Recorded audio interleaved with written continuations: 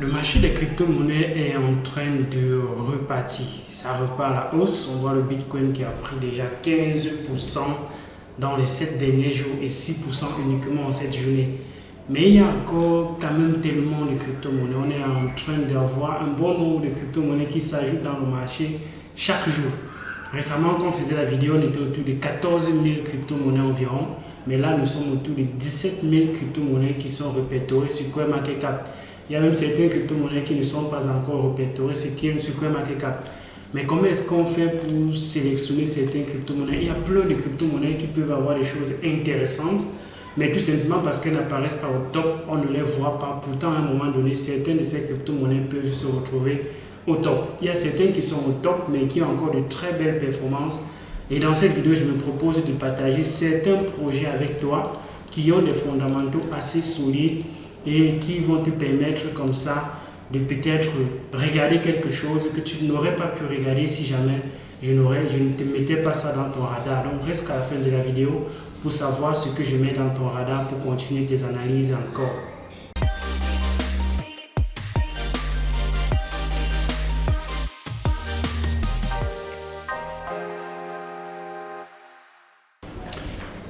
Salut, moi c'est Visconjo, bienvenue dans la première communauté crypto francophone sur le continent africain. Dépose tes bagages, abonne-toi, like la vidéo, partage la vidéo et permet de grandir la communauté et faire en sorte qu'on atteigne les 50 000 abonnés d'ici la fin de l'année.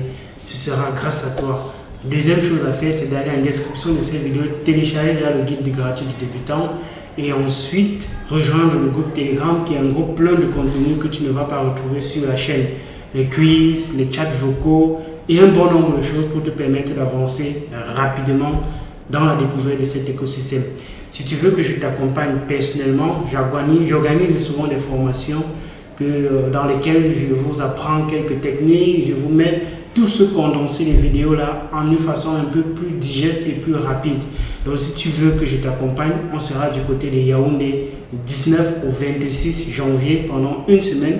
Je serai là en présentiel pour te donner quelques astuces et quelques techniques et découvrir l'écosystème qui est en plein essor.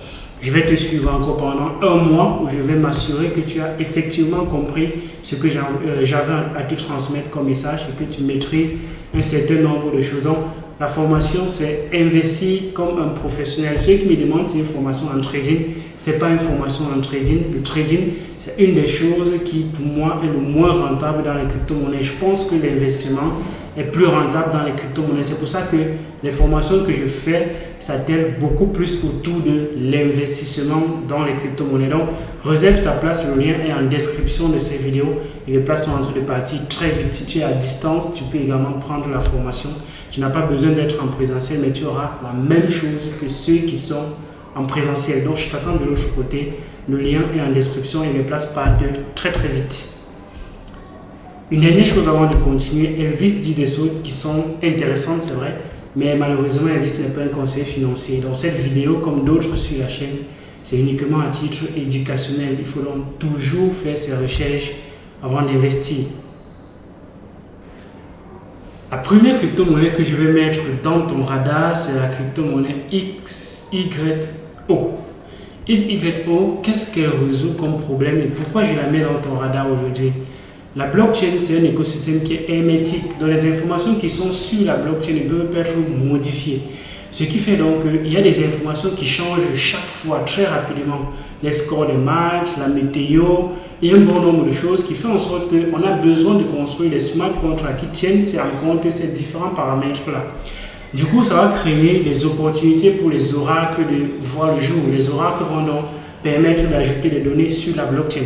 Mais les oracles ajoutent des données parfois très spécifiques à un besoin bien précis. Dans le cadre de Chainlink, on va avoir les données des prix des crypto-monnaies parce que ce sont des informations qui changent. On va avoir les données aléatoires comme les randoms pour générer les chiffres aléatoires. Ça, on aura cela avec la blockchain de Chainlink. Mais aujourd'hui, on a besoin d'autres données sur la blockchain. Et XYO aujourd'hui t'apporte des données spatiaux.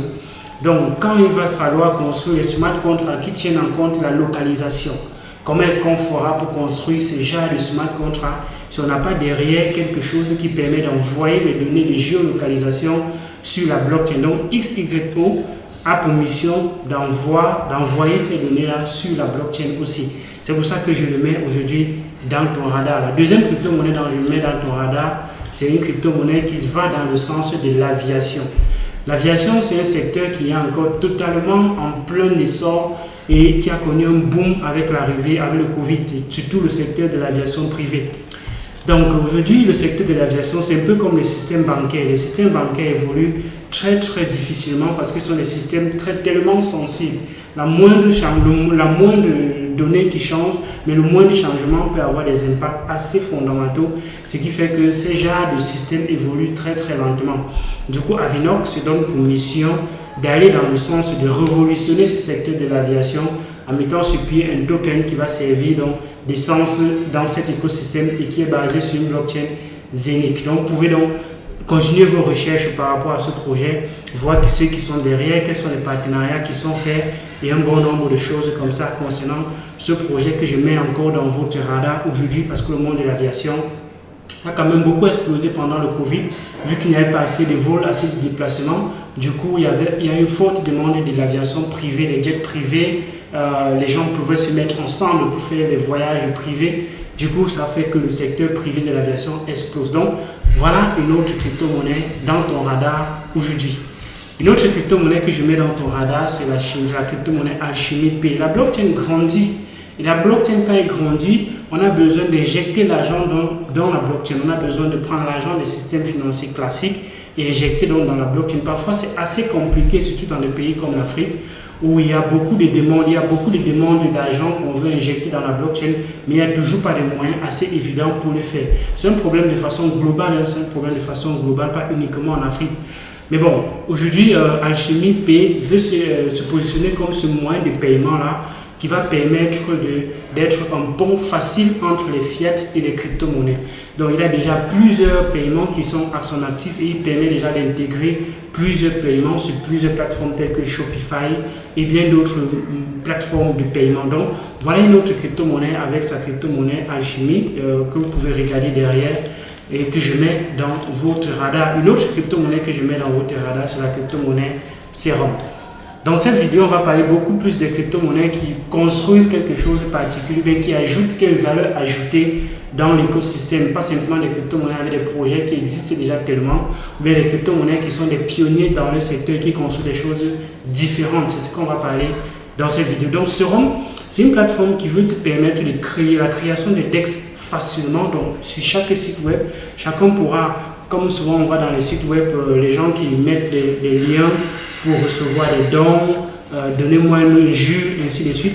Donc sur chaque site, chacun pourra être à mesure d'intégrer un DEX. Et ce DEX va puiser la liquidité de façon centralisée sur une seule plateforme qui va alimenter tous les DEX qui pourront se construire avec l'écosystème de Serum. Donc il y a déjà tellement de projets qui sont dans cet écosystème ici, qui ont déjà intégré l'écosystème de Serum pour faciliter comme ça l'interconnexion et la liquidité partagée sur plusieurs plateformes, sur plusieurs protocoles, sur plusieurs choses en même temps. Et c'est sur la blockchain de Solana que je mets dans votre radar aujourd'hui. Une autre crypto-monnaie que je mets dans votre radar aujourd'hui, c'est une crypto-monnaie qui va dans le sens des métaverses. Les métaverses, c'est vrai qu'on n'a pas encore fait une vidéo spécifique sur les métaverses, mais qui arrive. Mais les métaverses, c'est une grosse tendance de 2021-2022 et encore pour les années à venir. Bien que Facebook ait perdu beaucoup d'argent, quelque part les gens estiment que c'est lié au projet des métaverses, mais bon, je pense que c'est quelque chose qui est encore dans les tout débuts et il serait donc con de l'évaluer maintenant parce que ça n'a pas encore fait ses preuves. Et aujourd'hui, Qmalt veut se positionner comme l'exchange qui va permettre de trader les métaverses. On va trader les écosystèmes métaverses, on pourra donc voir tous ces éléments-là qui s'échangent dans le métaverse et avoir un exchange spécifique qui permet de trader ces différents éléments-là, que ce soit ce qui vient de Decentraland, de Sandbox et d'Axie Infinity et bien d'autres plateformes-là. C'est comme un agrégateur de ces différents métaverses-là pour permettre d'avoir tout en un seul endroit pour pouvoir s'interchanger. Est-ce que ça peut donc créer comme ça un écosystème où il y a interchangeabilité des NFT?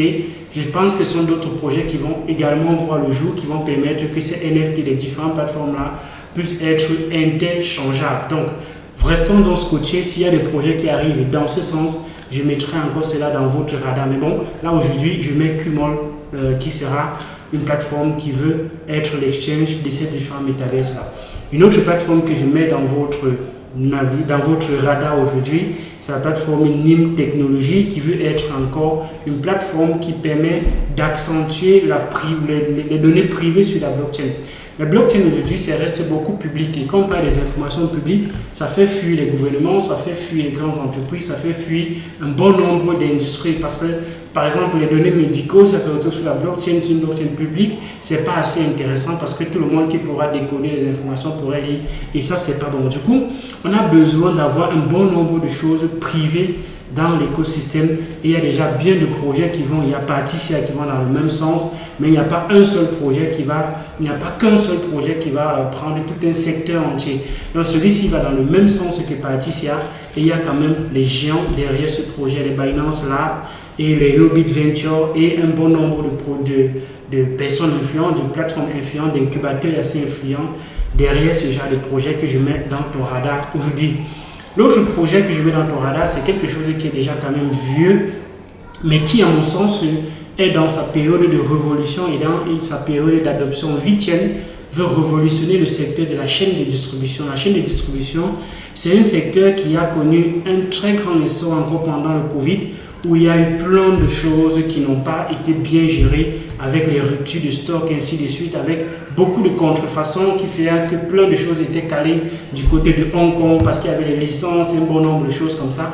Donc ça a montré comment on a besoin encore de ces chaînes de distribution-là pour se rassurer que les données qui sont envoyées, les informations qui sont changées, les marchandises qui sont échangées respectent les lois, respectent les différentes licences d'achat et ainsi de suite et que l'utilisateur final puisse être rassuré que le produit qu'il a est un produit original en ayant respecté tous les normes et étant passé par les différents canaux normaux de distribution. Donc c'est quelque chose qui est donc en plein essor et que je mets encore dans votre radar aujourd'hui. Un autre projet que j'ai déjà souvent parlé, que j'ai longtemps parlé, c'est Cardano aujourd'hui qu'on estime être une des blockchains qui a un plus grand fort potentiel par rapport à d'autres blockchains parce que avec la phase 4 aujourd'hui du projet Cardano, parce que Cardano est en plusieurs phases, ça c'est sa roadmap. La roadmap précédente, la dernière phase, c'était les smart contracts. Les smart contracts sont passés, on est dans la phase de la scalabilité où on va donc permettre de doter la blockchain de Cardano des fonctionnalités assez avancées pour permettre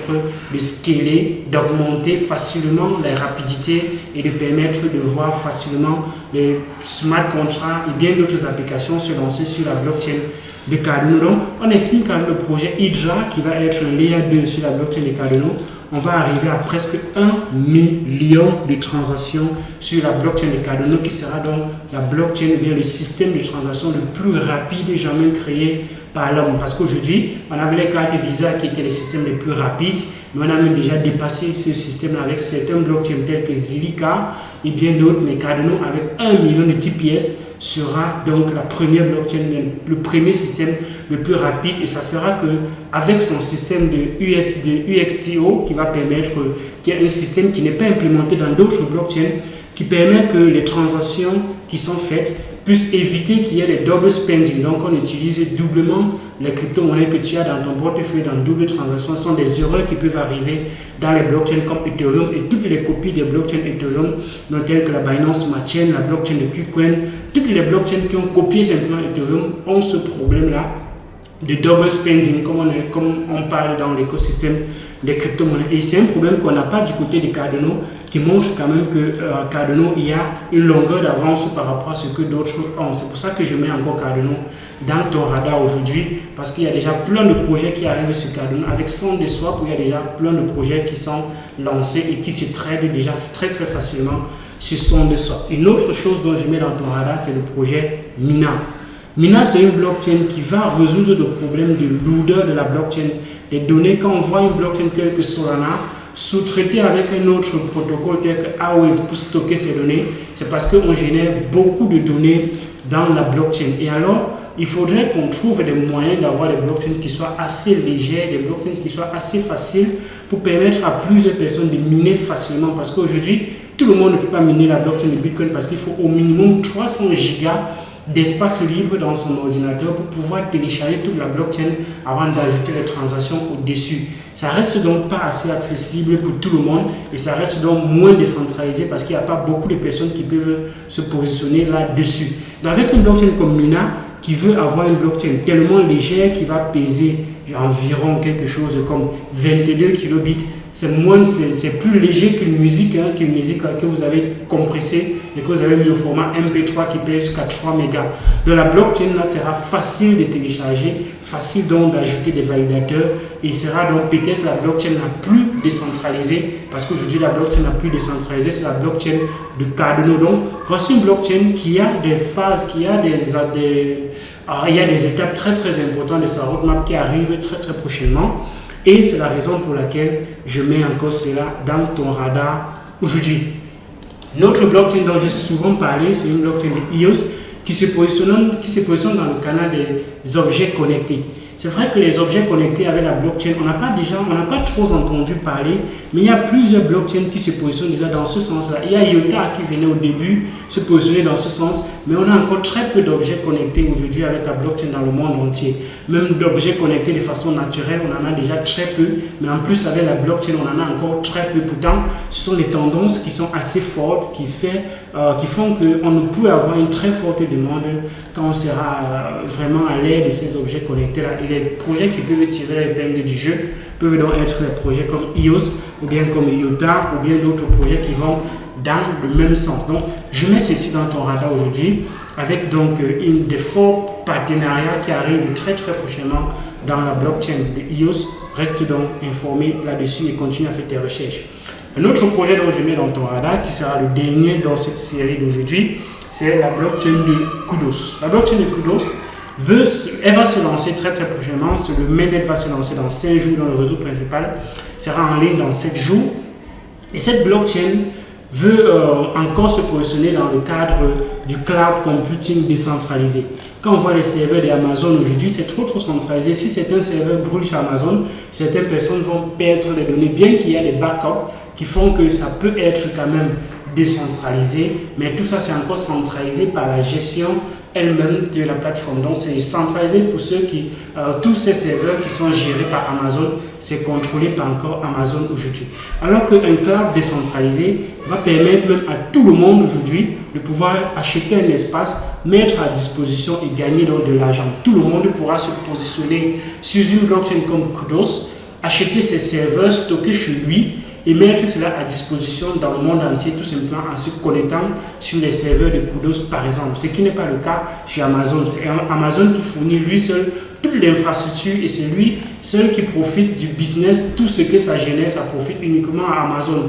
Alors qu'en décentralisant cela, tout le monde pourra donc participer et les revenus gérés par le cloud computing décentralisé pourra donc profiter à tout le monde. On est dans la décentralisation des richesses et cette décentralisation des richesses-là, on va permettre donc à tout le monde de pouvoir profiter de tous ces systèmes-là qui étaient centralisés. Facebook aujourd'hui, il y a des versions de réseaux sociaux décentralisés qui arrivent et qui vont challenger fortement Facebook et qui pourraient donc faire que chacun puisse profiter des données et du trafic publicitaire et tout ce que Facebook génère aujourd'hui, ça veut être décentralisé par certains projets dont on a déjà parlé même pour certains sur la chaîne. Donc, tu me dis ce que tu penses de ces projets, lequel de ces projets selon toi a un fort potentiel. S'il y a un autre projet que tu penses avoir un plus fort potentiel que ce qu'on a partagé ici, tu me mets ça en description de la vidéo. Surtout, préciser le secteur dans lequel ce projet appartient parce que on a parlé des projets, mais surtout ce qui est derrière ces projets, ce sont donc des problématiques que ces projets viennent donc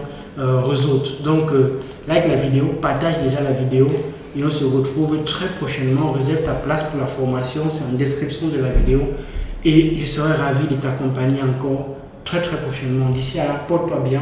Il y a d'autres vidéos sur la chaîne Elvis Kondio. Ciao.